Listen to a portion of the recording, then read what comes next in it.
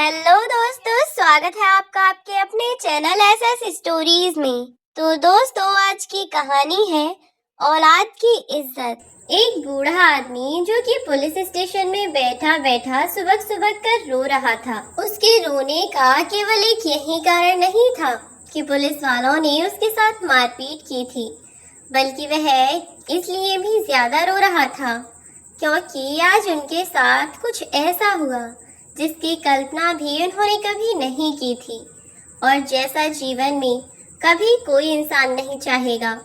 आज उनके साथ जो हुआ वह उन्हें जीवन भर के लिए एक नासूर बनकर एक ऐसा घाव दे गया जो जीवन में शायद कभी न भर सके। अब आप सोच रहे होंगे कि पुलिस स्टेशन में जिस आदमी को मार लगाई जा रही है उसने कोई ना कोई जुर्म तो जरूर किया होगा, और ऐसे में जो इंसान खुद गलत हो वह किसी और को क्या ही कह सकता है और ना ही वह किसी से कोई उम्मीद लगा सकता है। लेकिन आज जो हुआ वह बिल्कुल भी सही नहीं हुआ, क्योंकि राजेश जी कोई अपराधी नहीं थे, ना ही उन्होंने कोई अपराध किया था कि वह जेल में पुलिस वालों से मार खाकर बैठे, बल्कि वह तो एक सभ्य और सुशील व्यक्ति थे। और कैसे वह उस पुलिस स्टेशन के अंदर तक पहुंचे, और आखिर क्या थी वह बात जिसे सोच सोच कर उनके आंसू रुकने का नाम नहीं ले रहे थे। चलते हैं कहानी की और बताते हैं आपको कि ऐसा क्या हुआ। दरअसल राजेश जी ठेले पर सब्जियां बेचने का काम किया करते थे। अब कुछ दिनों से किसी कारणवश उनकी आमदनी बिल्कुल रुक सी गई थी। वे पहले तो ठीक ठाक पैसे कमा लिया करते थे, कम से कम इतने पैसे तो कमा ही लिया करते थे कि अपने बच्चों को एक अच्छी जिंदगी दे पा रहे थे। उन्होंने खुद चाहे कितनी भी मेहनत की, लेकिन अपने बच्चों को पढ़ाने में कभी कोई कंजूसी नहीं की। जैसे वह सिर्फ एक ठेले वाले थे, वैसे उन्होंने अपने बच्चों को प्राइवेट स्कूल में पढ़ाया। राजेश जी के 2 बच्चे, दोनों ही लड़के थे। अब अपने बच्चों को पढ़ाने के लिए उन्होंने खूब मेहनत की और आखिरकार जैसे तैसे उन्होंने उनकी 12वीं अच्छे प्राइवेट कॉलेज से करवा दी। और क्योंकि वे इतनी अच्छी किसी कंपनी में नौकरी या कोई ज्यादा अच्छा बड़ा काम तो नहीं करते थे, इसीलिए अपने बच्चों की पढ़ाई लिखाई पूरी करवाने के दौरान उनके ऊपर काफी कर्ज भी हो गया, क्योंकि जहाँ कमाने वाला एक इंसान हो और खाने वाले 4 इंसान हो तो भला कोई इंसान कहाँ से पैसे जोड़ ले। यह तो वही बात हो गई ना कि आमदनी 1 रुपए और खर्चा 10 रुपए, तो अब 9 रुपए की पूर्ति भला कहाँ से की जाए। उसकी पूर्ति को, उसी कमी को पूरा करने के लिए बेचारे दिन रात मेहनत करते कि कैसे भी करके एक बार उनके बच्चे कामयाब हो जाएं, तो उसके बाद उनका जीवन भी सुधर जाएगा। वैसे भी हर माँ बाप यही चाहते हैं कि एक बार उनके बच्चे कामयाब हो जाएं, उसके बाद वह सब कुछ देख लेंगे, धीरे धीरे सब कर ही लेंगे। बच्चों से उन्हें बहुत उम्मीदें थीं और इसीलिए वह उनके साथ, उनकी पढ़ाई के साथ कोई समझौता नहीं करना चाहते थे और हमेशा ही उन्हें आगे बढ़ाने की प्रेरणा देते रहते। हमेशा उनसे कहते कि तुम्हें कभी भी किसी भी चीज़ की ज़रूरत हो तो मुझे बताओ, लेकिन अपनी पढ़ाई में किसी भी चीज़ को रुकावट मत बनने दो। जब तक मैं हूँ तब तक तुम दोनों को किसी भी चीज़ के लिए परेशान होने की कोई ज़रूरत नहीं है। मैं तुम्हारे सारे सपने पूरे करूँगा बेटा, उसके लिए मुझे खुद को बेचना ही क्यों ना पड़ जाए। तब तो उनके बेटे भी उनके बारे में बहुत सोच समझ कर चलते थे, लेकिन धीरे धीरे बच्चे बड़े हुए और उनके खर्च भी बढ़ते चले गए। अब राजेश जी पास ही की एक फैक्ट्री में रात में कुछ घंटे के लिए काम करने चले जाया करते और सुबह उठते ही अपने ही एरिया में कचौरी वगैरह नाश्ते का सामान बेचने लग जाते और शाम के समय 3-4 बजे के आसपास अपने ही घर के एरिया में अपने ठेले पर सब्जियां रखकर निकल पड़ते और सब ओर घूमा करते। आसपास के एरिया के अलावा वह कभी कभी दूर दूर भी जाने लगे थे और उनके बेटे भी एक के चक्कर में दूसरा उसकी होड़ किया करता। दोनों ही एक जैसी पढ़ाई करते, एक जगह ट्यूशन लगाते।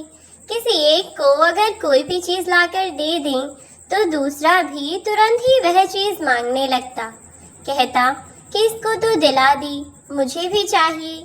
ऐसे ही शुरू से उन्होंने अपने बच्चों को, अपने दोनों ही बच्चों को एक जैसी पढ़ाई करवाई और अब दोनों ही एक साथ इंजीनियरिंग करने के लिए कहने लगे।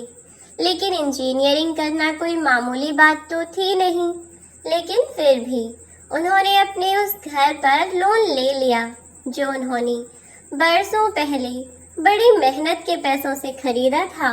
उस घर को खरीदने के लिए कितनी मेहनत के साथ साथ दिन रात एक कर दिया था, तब जाकर वह घर खरीदा।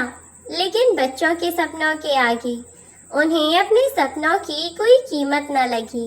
वह घर को गिरवी रखकर भी वे लोन भी नहीं लेना चाहते थे, लेकिन फिर भी बेटों ने जिद की तो उनके पास और कोई रास्ता नहीं था बजाय लोन लेने के, और इसीलिए उन्होंने उस घर को गिरवी रखकर लोन ले ही लिया। लोन लेने के बाद उन्होंने अपने बेटों की पढ़ाई में सारा पैसा लगा दिया और अब उनके बेटों की फाइनल ईयर चल रही थी।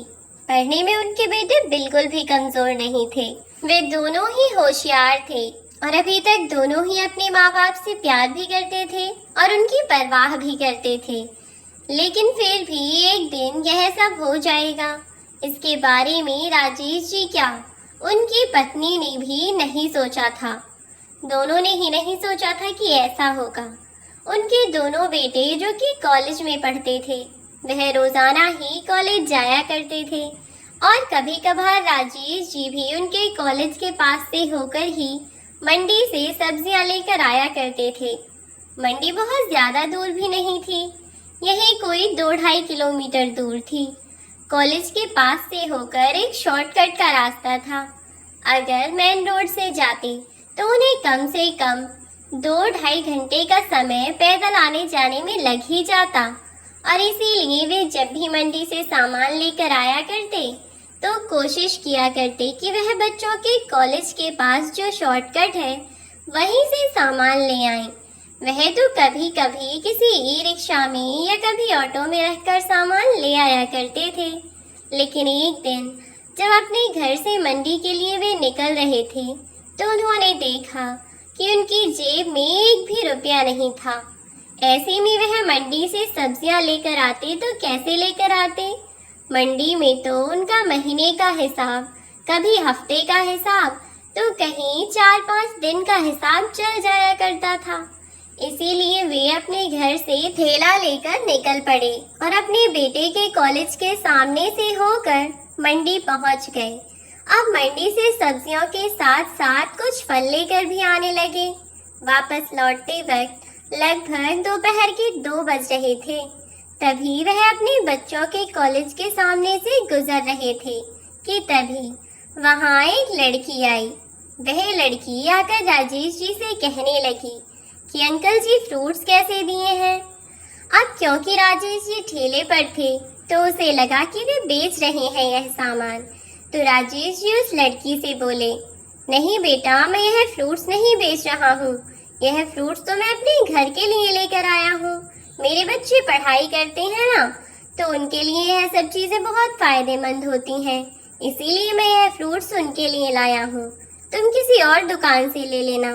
तो वह लड़की बोली, अंकल जी आप हमारे कॉलेज के आसपास कोई दुकान तो है नहीं आप, और मुझे फ्रूट्स लेकर भी जाने हैं, तो प्लीज़ आप ही इनमें से कुछ फ्रूट्स दे दीजिए, अपने घर ले जाइएगा कुछ फ्रूट्स। और फिर वैसे भी आप तो शायद यह सब सामान बेचते ही हैं ना, अपने लिए और ले आना, यह फ्रूट्स मुझे दे दो। लेकिन फिर भी राजेश जी ने मना कर दिया। तो उस लड़की के साथ एक और लड़की थी, उसने राजेश जी से थोड़ी रिक्वेस्ट की कि अंकल जी प्लीज़ दे दीजिए, हमारे घर के रास्ते में कोई और दुकान नहीं पड़ती, खामोखा हमें परेशान होना पड़ेगा, दुनिया भर में घूम के जाना पड़ेगा। तो राजेश जी ने उस लड़की की परेशानी समझते हुए उन्हें वह फ्रूट्स दे दिए। फल मिलने के बाद वे दोनों लड़कियां पैसे देकर वहां से चली गईं और राजेश जी अपने घर के लिए आने लगे।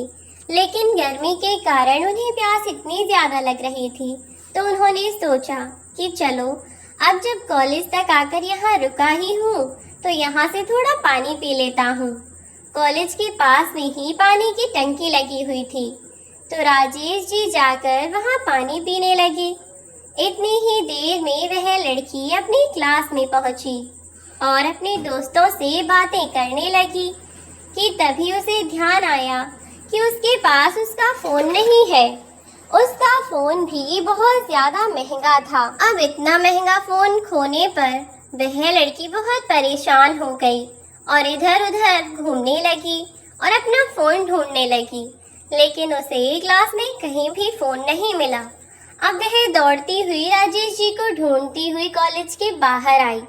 साथ में उस लड़की का एक दोस्त भी था।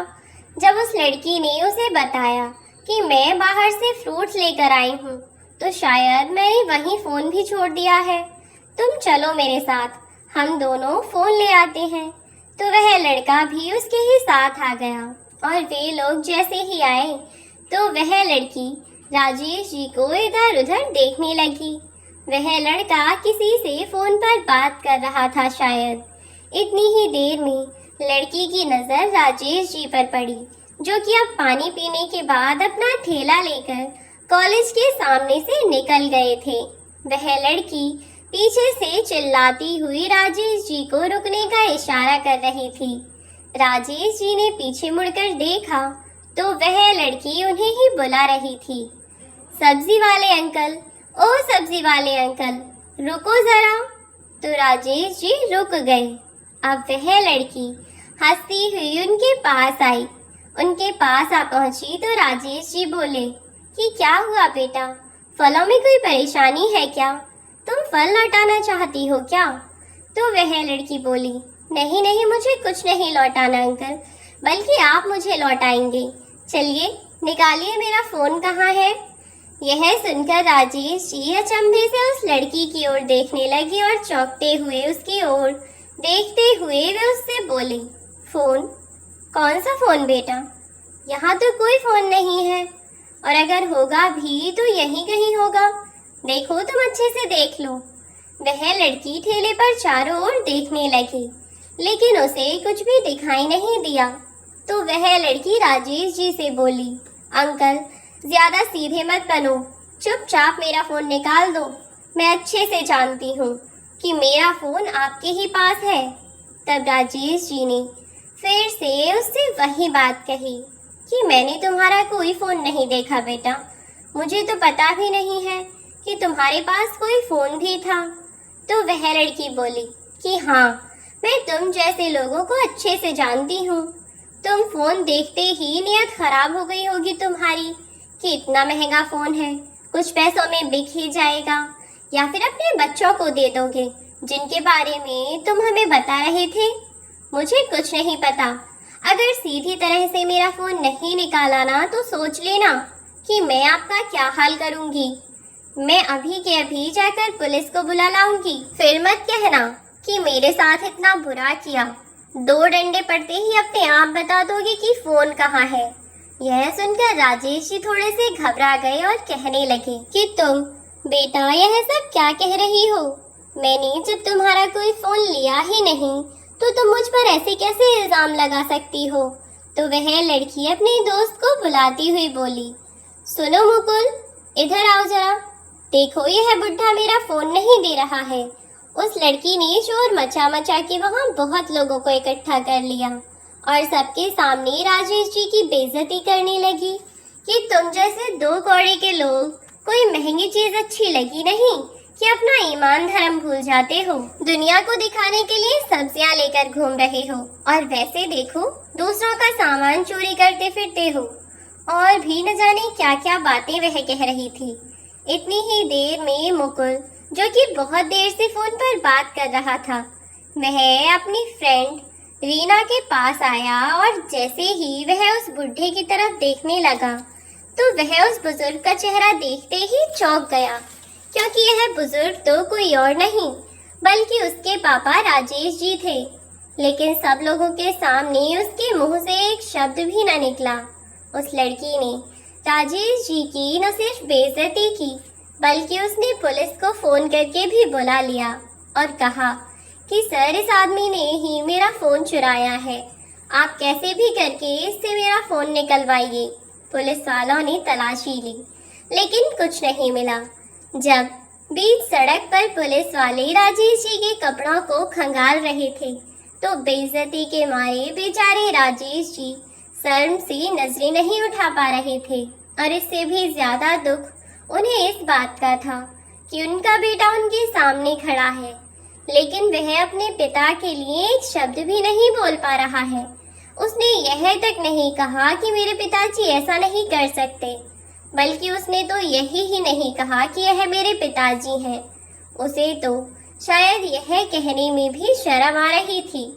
बेचारे उम्मीद की नजरों से बस उसे देख रहे थे, बस इस आस में कि उनका बेटा उनकी ओर देखे और उन्हें कुछ कहे, उन लोगों को रोके कि वह उसके पिता के साथ ऐसा बर्ताव क्यों कर रहे हैं।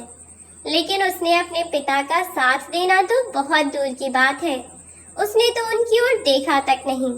जब पुलिस वाले किसी चोर की तरह उनकी तलाशी ले रहे थे तभी उस लड़की को संतोष नहीं हुआ और जब उनकी जेब से उनका फोन नहीं निकला तो वह लड़की इंस्पेक्टर से बोली, सर, मैं यहाँ से कॉलेज के अंदर गई थी तो उस टाइम पर हो सकता है कि इस बुढ़े ने वह फोन किसी और को दे दिया हो। सर, आप कैसे भी करके मेरा फोन निकालें, चाहे तो अगर थोड़े बहुत पैसे खर्च हो तो मैं उसके लिए भी तैयार हूँ, क्योंकि मेरा फोन बहुत ज्यादा कीमती है और अभी 1 महीने पहले ही मेरे बर्थडे पर मुझे मेरे पापा ने गिफ्ट किया है। अब मैं अपना फोन कहाँ से लेकर आऊँ, बताइए मुझे। लेटेस्ट मॉडल का मोबाइल फोन है, उसकी कीमत कम से कम 1.5 लाख रुपए होगी सर। मुझे पूरी उम्मीद है सर कि वह फोन इसी बुढ़े के पास है। आप इसे अपने साथ ले जाइए, थोड़ी शक्ति से पूछताछ कीजिए तो यह आपको बता ही देगा कि फोन कहाँ है। पुलिस वाले चोरी का इल्जाम लगने पर राजेश जी का गिरेबान पकड़कर उन्हें खींचते हुए अपने साथ ले जाने लगे और राजेश जी घबराते हुए, आंखों में आंसू लिए हुए, अचंभित हुए देख रहे थे कि यह सब उनके साथ आज क्या हो रहा है। पुलिस वाले उन्हें घसीटते हुए ले जाने लगे। राजेश जी बार बार मना करे जा रहे थे कि साहब मैंने कोई फोन नहीं देखा, मुझे नहीं पता कि इस बेटी का फोन कहाँ है कहाँ नहीं, मैं नहीं जानता साहब, मैं झूठ नहीं बोल रहा। साहब प्लीज मेरी बात सुनिए। लेकिन उन लोगों ने उनकी एक न सुनी और उन्हें घसीटते हुए ले गए। वे बार बार अपने बेटे की ओर देख रहे थे लेकिन उनका बेटा अपने पिता को देखकर अपनी नजरें चुरा रहा था और अपना चेहरा इधर उधर घुमा रहा था। उन्हें इस हाल में देखकर भी जैसे उसे अपने पिता से ज्यादा अपने दोस्तों के सामने अपनी इज्जत की पड़ी थी और इसीलिए वह कुछ नहीं बोला। मन ही मन वह भी बहुत परेशान हो रहा था और दुख भी हो रहा था उसे, लेकिन आगे बढ़कर उसने एक शब्द नहीं कहा और ना ही अपने पिता का साथ दिया, वरना शायद वह लड़की इतना कुछ नहीं करती। लेकिन अफसोस कि उनका बेटा एक शब्द भी ना बोला और आखिरकार पुलिस वाले राजेश जी को अपने साथ पुलिस स्टेशन लेकर पहुंचे। पुलिस स्टेशन में जाकर उन पुलिस वालों ने राजेश जी को मारा पीटा और कोशिश की कि वह अपने मुंह से चोरी का जुर्म को कबूल कर लें और सच बता दें कि फोन कहाँ है। लेकिन राजेश जी अपनी बात पर अटल रहे, क्योंकि सच में उन्होंने किसी का कोई फोन लिया ही नहीं था। तो पहले वह जुर्म भला कैसे कबूल कर लेते जो उन्होंने किया ही नहीं था। अब वह लड़की अपने दोस्तों के साथ फिर से कॉलेज के अंदर आई और वहां बैठी हुई थी कि तभी राजेश जी के बेटे मुकुल के फोन पर घंटी बजी। उसने फोन उठाया तो उसके ही क्लास की एक लड़की का फोन था। यह वही लड़की थी जो कुछ देर पहले इस मुकुल की दोस्त रीना के पास थी।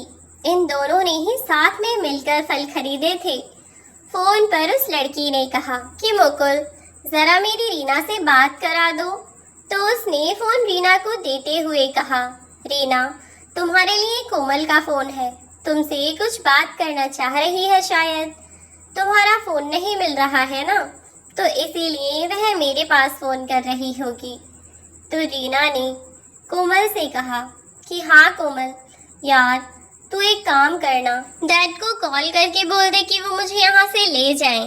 तब कोमल बोली कि पागल, जब तू घर जाए तो वापस यहाँ से होते हुए जाना। मैं अंकल को बोल दूंगी तो तू घर होते हुए निकल जाना, क्योंकि गलती से तेरा फोन मेरे बैग में आ गया है।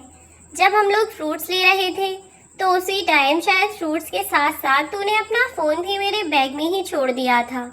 अब मैंने जब घर आकर फ्रूट्स निकाले हैं तो देखा है कि तेरा फोन तो मेरे पास ही आ गया।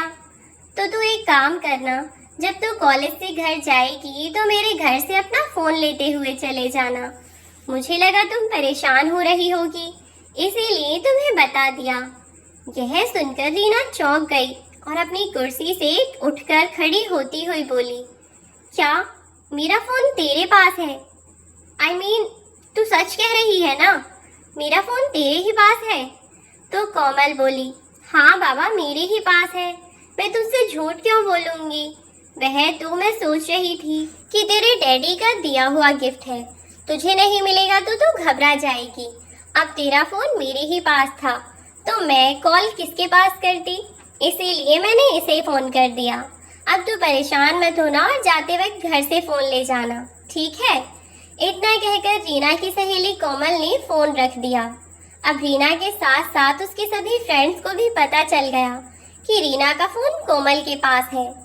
अब जब उसे भी यह बात पता चली तो मुकुल गुस्से में आग बबूला हो गया। वह रीना के और गुस्से से देखता हुआ बोला, क्या कहा कोमल ने तुमसे? तो रीना बोली, अरे यार मुझसे बहुत बड़ी गलती हो गई, मैंने ध्यान नहीं दिया। अपना फोन मैंने कोमल के बैग में ही छोड़ दिया था, क्योंकि मेरा बैग तो उस टाइम कॉलेज में अंदर रखा हुआ था, तो इसीलिए मैंने अपना सामान उसी के बैग में रख दिया था और मेरे दिमाग से बिल्कुल निकल गया कि मैंने फ़ोन भी उसी के बैग में रख दिया है। मैंने खामखा और अंकल को सबके सामने इतना कुछ कह दिया यार। रीना की यह बात सुनकर उसके सभी फ्रेंड्स रीना की बदतमीजी पर उसे बातें सुनाने लगे। कहने लगे कि रीना तुम कितनी सेल्फिश, कितनी बदतमीज हो। तुमने तो अपने फ़ोन के लिए उस बुजुर्ग आदमी की इतनी बेइज्जती कर दी। अब मुझे एक बात बताओ, तुम्हारे सॉरी कहने से वह आदमी तो जेल के बाहर नहीं आ पाएगा ना? उस वक्त तुमने उसकी कितनी बेइज्जती की थी। वह बेचारे बूढ़े अंकल बार बार मना भी कर रहे थे कि मैंने फ़ोन नहीं चुराया, लेकिन तुम तो अपने आगे किसी की सुनने को ही तैयार नहीं थी। कोई कुछ कह रहा था, कोई कुछ कह रहा था, सब लोग बस रीना को ही बातें सुनाने लगे। तो रीना बोली, कम ऑन यार, अब मुझे थोड़ी ना पता था कि मेरा फ़ोन कोमल के बैग में रह गया है। निकल गया दिमाग से, नहीं रहा ध्यान, तो अब मैं क्या करूं? उस टाइम मुझे फ़ोन नहीं मिला तो मैं घबरा गई थी। मुझे लगा कि उस बुड्ढे ने ही मेरा फ़ोन चुराया होगा, इसीलिए मैंने कह दिया। तो मुकुल बहुत गुस्से में अपनी बेंच पर तेजी से हाथ पटकता हुआ बोला, तो क्या करूं? तुम्हें अपनी गलती का एहसास भी है कि तुमने किया क्या है रीना? मतलब कि तुमने एक इंसान को भरे बाजार में सब लोगों के सामने उसे क्या क्या कहे जा रही थी तुम, तब तक कि पुलिस वालों को बुलाकर उसे अरेस्ट नहीं करवा दिया। तुमने उसकी बेइज्जती की, सबके सामने उसकी इतनी बेइज्जती की, और अब भी तुम पूछ रही हो, मतलब तुम अब भी हम सब से पूछ रही हो कि तुमने किया क्या है? जरा एक बार सोच कर देखो कि कोई तुम्हारे पापा पर किसी भी चीज की ऐसी चोरी का इल्जाम लगाकर तुम्हारे सामने यह सब करे तो तुम क्या करोगी? इस बात पर रीना गुस्से में उसकी ओर देखने लगी और बोली, शट अप मुकुल, यह क्या बकवास कर रही हो तुम? तो मुकुल बोला, क्यों? जब अपने पापा की बात आई तो यह सब बातें तुम्हें बकवास लगने लगी, लेकिन जब यही बात मेरी थी तो तब तुम्हें इस बात का एहसास नहीं हुआ। मेरा मतलब है तुमने उन अंकल को सबके सामने यूं ही बेइज्जत कर दिया। एक बार भी नहीं सोचा कि वह आदमी भी किसी का पिता होगा, उसका भी परिवार होगा, उसकी भी अपने परिवार में कोई इज्जत होगी। एक बार किसी इंसान के साथ यह सब हो तो तुम सोचो कि उस पर क्या बीतेगी। यह सब सुनकर रीना को भी अपनी गलती का एहसास हो रहा था, लेकिन वह क्या करती। अब वह चुपचाप खड़ी हो गई और कहने लगी, हाँ यार, मुझसे गलती तो हो गई। I am so sorry guys, लेकिन मैंने जानबूझकर ये नहीं किया। अब तुम लोग ही बताओ कि मैं क्या करूं। तो सबने कहा कि सबसे पहले तो तुम उन अंकल को पुलिस से आज़ाद करवाकर पुलिस वालों को बोलो कि उन्होंने कुछ नहीं किया है। तेरे कहने पर ही वह लोग उन्हें लेकर गए थे ना, तो तेरे कहने से ही वह लोग उन्हें छोड़ भी देंगे। जाकर उन अंकल को आज़ाद करा सबसे पहले। तो रीना बोली, लेकिन मैं कैसे? तुम लोग भी मेरे साथ चलो ना। तो रीना की इस बात पर उसके सभी दोस्त तैयार हो गए। वह बोले कि चलो ठीक है रीना, मगर तुम्हें अकेले जाने में अगर अजीब लग रहा है तो हम चलते हैं। लेकिन सच में तुमने बहुत गलत किया है उन अंकल के साथ। इसके लिए तो तुम उनसे कितनी भी माफ़ी मांगो वो कम ही है। इधर रीना अपने दोस्तों के साथ राजेश जी को पुलिस से आज़ाद कराने के लिए निकल गई, और उधर मुकुल मन ही मन खुद को कोसे जा रहा था कि क्यों सबके सामने मैं अपने पिता का साथ नहीं दे सका, क्यों मैंने उन्हें अकेला छोड़ दिया उस समय पर जब उन्हें मेरी सबसे ज़्यादा ज़रूरत थी। आखिर क्यों मैंने अपने पिता को इतनी मुसीबतों में इन सब से लड़ने के लिए अकेला छोड़ दिया। यह सब बातें सोच सोच कर उसकी आंखों में आंसू आए जा रहे थे, और अब मुकुल को अपनी गलती का पछतावा हो रहा था कि उसके कारण उसके पिता ने उस गलती की सजा भुगती जो उन्होंने कभी की ही नहीं थी। शायद यह सब उसी के कारण हुआ है। यह सब सोच सोच कर बार बार उसका गला भर आ रहा था और उसकी आंखों से आंसू बहे जा रहे थे। उसे इतना दुखी देखकर रीना और उसके बाकी सभी दोस्त भी समझ नहीं पा रहे थे कि वह इतना परेशान क्यों है, क्योंकि दुख तो सभी को था। क्योंकि सच में राजेश जी के साथ बहुत गलत हुआ। उनमें से कुछ लोगों ने पूछा भी कि तू इतना परेशान क्यों है, तो उसने कुछ नहीं कहा और वे लोग सीधा पुलिस स्टेशन पहुंचे। पुलिस स्टेशन पहुंचकर रीना ने उन पुलिस वालों से कहा कि सर, आप इन अंकल को छोड़ दीजिए, इन्होंने फोन नहीं चुराया है। तभी पुलिस वाले चौंकते हुए उसकी ओर देखने लगे और बोले, नहीं चुराया है मतलब? तब तो आप इतना यकीन से कह रही थी कि फोन इन्होंने ही चुराया है, अब क्या हो गया?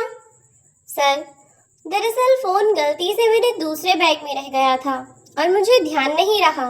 मुझे लगा कि इन अंकल के पास होगा, लेकिन मेरा फोन मुझे मिल गया है। रीना की बात सुनकर पुलिस वाले को गुस्सा तो बहुत आया, पर वह कुछ तीखी सी मुस्कान लिए बोला, तुम जैसे अमीर लोगों के भी अलग ही ड्रामे हैं।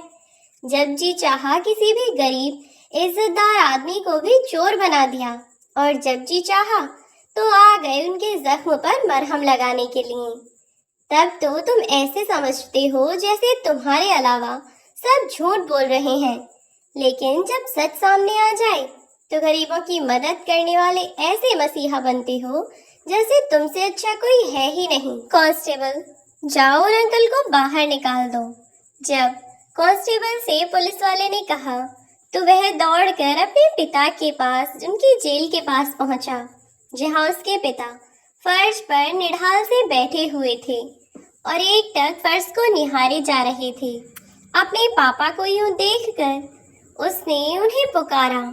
जैसे ही मुकुल ने उन्हें कहा पापा, तो उतनी ही देर में राजेश जी अपने बेटे की ओर देखने लगे और बोले, पापा? कौन पापा? बेटा, कौन हो तुम?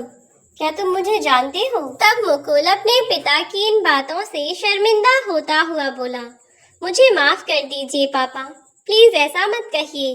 तो राजेश जी फिर से बोले, अरे बेटा, ना जान ना पहचान, क्यों रिश्ते बना रहे हो? तुम तो मुझे जानते ही नहीं हो। फिर कौन पापा और कैसा पापा? मेरी कोई औलाद नहीं हो सकती ऐसी। अगर तुम मेरे बेटे होते तो मेरे मुसीबत के समय में मेरा साथ देते। तुम मेरे बेटे नहीं हो सकते, तुम तो कोई और ही हो। मैंने अपने बच्चों को ऐसे संस्कार नहीं दिए जैसे तुम्हारे अंदर है। तुम मेरे बेटे नहीं हो सकते। तब मुकुल यह सब बातें सुनकर बस रोए जा रहा था। अपने हाथ जोड़कर पिता के आगे बोला, प्लीज मुझे माफ कर दीजिए पापा। मुझसे बहुत बड़ी गलती हो गई। मुझे माफ कर दीजिए। मुझे अपने दोस्तों के सामने आपका साथ देने में कोई शर्म नहीं थी। बस शर्म थी तो इस बात की कि मेरे दोस्त क्या कहेंगे। कहेंगे कि यह तो एक ठेले वाले का बेटा है, इसके पापा तो सब्जियां बेचते हैं। जबकि मेरे बाकी दोस्तों के मम्मी पापा कोई बिजनेसमैन है, तो किसी की अच्छी खासी दुकान है, तो कोई अच्छी खासी नौकरी करता है। ऐसे में सबके सामने आपको पिता कहना मुझे लगा कि जैसे इससे मेरी बेइज्जती हो जाएगी, और इसीलिए मैंने एक बेटा होने का फर्ज नहीं निभाया। प्लीज मुझे माफ कर दीजिए पापा। तो राजेश जी बोले कि हमने तो कभी किन्हीं भी हालातों में तुम्हें अकेला नहीं छोड़ा। जब तुम छोटे से थे तो एक बार तुम्हारी तबीयत बहुत ज्यादा खराब हो गई थी, जिसके लिए मुझे अपने ऑफिस से छुट्टी भी नहीं मिल रही थी। मैंने बहुत कोशिश की, लेकिन उस दिन मुझे छुट्टी नहीं मिल पाई। उस दिन ऑफिस में बहुत ज्यादा जरूरी काम था। मैं बहुत ज्यादा पढ़ा लिखा तो नहीं हूँ, पर थोड़ा बहुत पढ़ा लिखा तो हूँ ही। बेशक तुम्हारे जितना तो नहीं, लेकिन हाँ, मैं भी कहीं काम किया करता था, और उस मालिक ने उस ऑफिस में मुझे रुकने के लिए ही कहा था उस दिन, और वह भी तब जब तुम्हें भी मेरी ज़रूरत थी, और यह काम उसके लिए भी ज़रूरी था। लेकिन मैं सब काम छोड़ छाड़ के तुम्हारे लिए वहाँ भागा चला आया।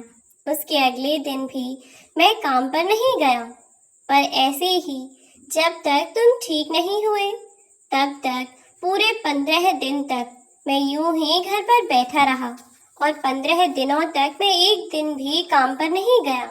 और जब 15 दिन बाद मैं काम पर गया, तो मालिक ने मुझे यह कहकर भगा दिया कि या तो पहले परिवार को देख लो, या फिर पहले अपने काम को देख लो।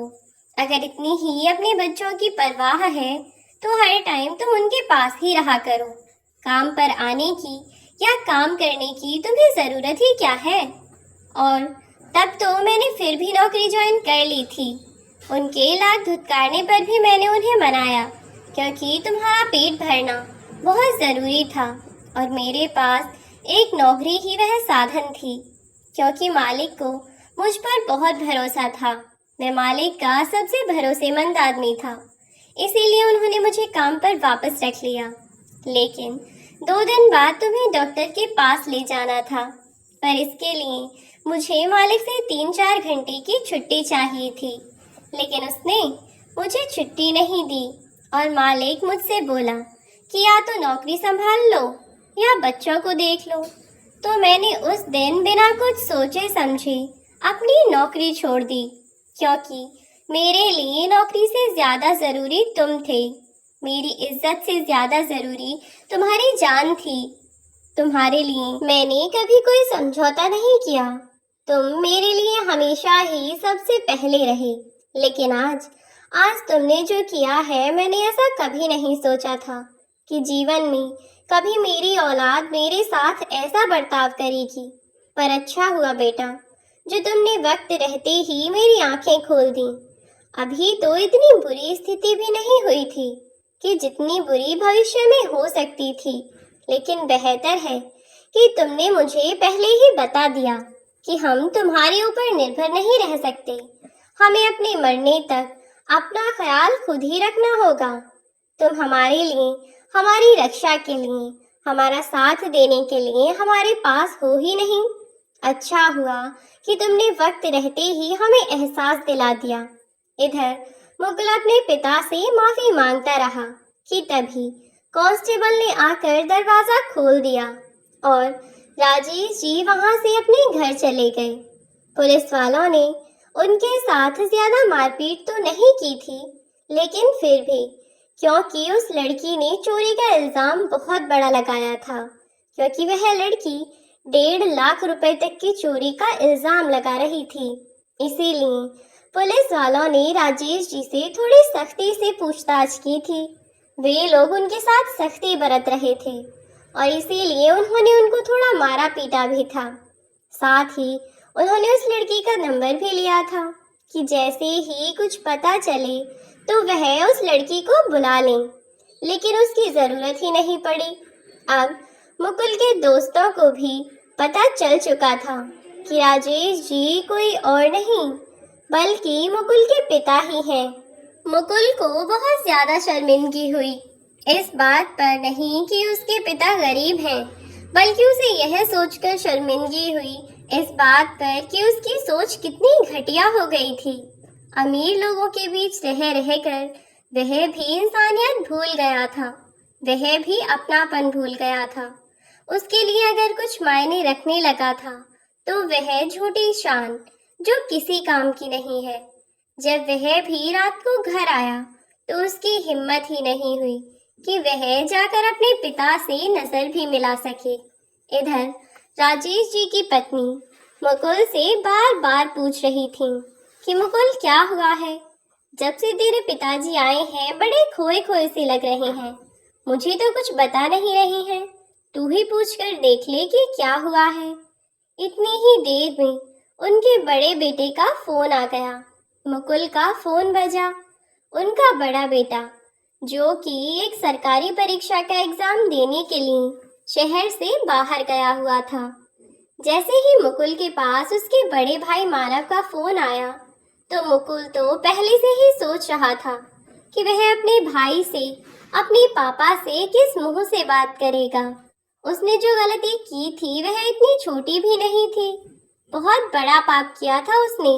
लेकिन जैसे ही मुकुल ने फोन उठाया तो उसका भाई मानव उस पर बरस पड़ा और मानव बोला कि ये तूने क्या किया, ये तूने जो कुछ भी किया है ना मुकुल, उसके लिए मैं तुझे कभी माफ नहीं करूंगा। और अगर तुझे माँ पापा को अपने माँ बाप कहने में इतनी ही शर्म आती है तो आज के बाद तुझे जैसे रहना है तू वैसे रहना। तेरा माँ पापा से या मुझसे आज के बाद तेरा हमसे कोई मतलब नहीं है। यह दोनों सिर्फ मेरी जिम्मेदारी होंगे और मुझे ही इनका ख्याल रखना भी अच्छे से आता है। इसीलिए कल को मैं जैसे ही आ जाऊंगा उसके बाद डिसाइड कर लेंगे कि क्या कैसे करना है। लेकिन तू अब के बाद अकेला रहना। तुझे हम जैसे गरीबों के साथ रहने की जरूरत नहीं ना। तुझे शर्म आ रही होगी वैसे भी, है ना? तुझे तो वहाँ इन्हें अपना पापा कहते हुए भी शर्म आ रही थी क्योंकि यह तो ठेला चलाते हैं ना। लेकिन तुझे यह बात सोचकर शर्म नहीं आई कि एक ठेला चलाने वाला आदमी इतने बड़े और इतने महंगे कॉलेज में हमें पढ़ाने के लिए पैसे कहाँ से इकट्ठा कर रहा है, वह पैसे कैसे जोड़ता है।